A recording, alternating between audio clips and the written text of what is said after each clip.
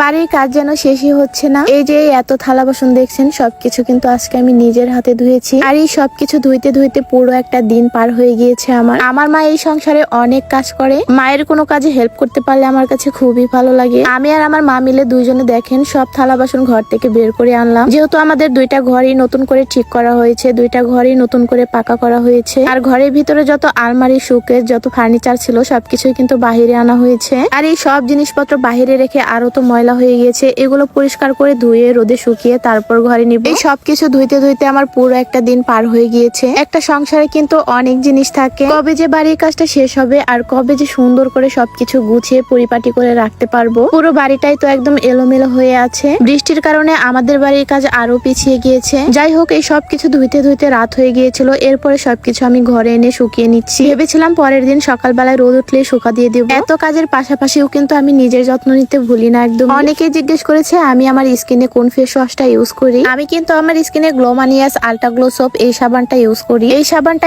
স্কিনের জন্য অনেক ভালো। আমার স্কিনে কিন্তু 2 দিন আগেও ছোট ছোট ব্রণ হয়েছিল। আর এই সাবানটা ইউজ করার ফলে আমার ব্রণ গুলো কিন্তু চলে গিয়েছে। তাছাড়াও স্কিনে থাকা কালো দাগ, ব্রণ, মেস্তা এই সবকিছু কিন্তু এই সাবান ইউজ করলে চলে যায়। এই সাবানটা আমি রেগুলার 2 থেকে 3 বার ইউজ করি। আমার স্কিনটা দেখলেই বুঝতে পারবেন কতটা চকচকে হয়েছে। মুখে যে ময়লা থাকে এই ময়লাগুলো কিন্তু কাটে এই সাবানটাতে। এই সাবানটার প্যাকেটিং দেখলেই কিন্তু বুঝতে পারবেন সাবানটা কত প্রিমিয়াম কোয়ালিটি। যারা গ্লোমানিয়াস আল্ট্রা গ্লো সোপটির অরিজিনাল সাবানটি নিতে চাচ্ছেন তারা কিন্তু পেয়ে যাবেন গ্লোমানিয়াস এই পেজটাতে। ক্যাপশনে আমি পেজ লিংকটা দিয়ে দেবো, সাথে আমি এখানে হোয়াটসঅ্যাপ নাম্বারটাও দিয়ে দিচ্ছি। আমাদের বাড়ির কাজটা যখন থেকে শুরু করেছি তখন থেকে শুধু বৃষ্টি আর বৃষ্টি। এই বৃষ্টির কারণে বাড়ির কাজ অনেকটাই পিছিয়ে গিয়েছে। যাই হোক, পরের দিন সকালবেলায় অনেক রোদ উঠেছে আর রোদের সময় আমি এই সবকিছুই বাহিরে এনে শুকিয়ে নিচ্ছিলাম। তবে আপনাদের কাছে আমি ছোট্ট একটা হেল্প চাচ্ছি। এই মাটির জিনিসগুলো কিছুদিন পরে ফাঁকন্দা এসে নষ্ট হয়ে যায়। আমি ভেবেছি এই মাটির জিনিসগুলো 2-3 দিন ভরে শুকিয়ে তারপর ঘরে রেখে দিব। এই সবকিছুই তো আমাদের ঘর ভর্তি এলোমেলো হয়েছিল এতদিন। টানা 2 দিন বৃষ্টি হওয়ার পরে রোদ উঠেছে। এরপরে আমি সবকিছু বাহিরে এনে শুকিয়ে নিচ্ছিলাম, সাথে আমার মাও কিন্তু এনে দিচ্ছিল। এই সব থালা বাসন রোদে ভালো করে শুকিয়ে নিয়ে রেখে দিলে কিন্তু ভালো থাকবে। আমাদের ঘরে কিন্তু আরো অনেক কাচের জিনিস আছে যেগুলো কিনা ধোয়া হয়নি। এই সবকিছু রোদে ভালো করে শুকিয়ে নিয়ে তারপরে ওইগুলো ধুয়ে দিব। কাচের অনেক গ্লাস পত্র রাখা আছে, ওইগুলো ধোয়া হয়নি। প্রত্যেকটা পরিবারেই কিন্তু এমন শখের জিনিস থাকে আর আমরা কিন্তু এই সবকিছু শোকেস ভর্তি করে গুছিয়ে রাখতে পছন্দ করি। আমার মা তো প্রায় সময় পুরোনো প্লেটে ভাত খাবে আর নতুন নতুন প্লেট গুলো উঠিয়ে রাখবে। এটা মনে হয় শুধু আমার মা না, সবার মাই কিন্তু এরকম। প্রায় যখন বাড়িতে মেহমানরা আসে তখন কিন্তু এই প্লেট গুলো বের করে দেওয়া হয় মেহমানদেরকে। আমাদের বাড়িতে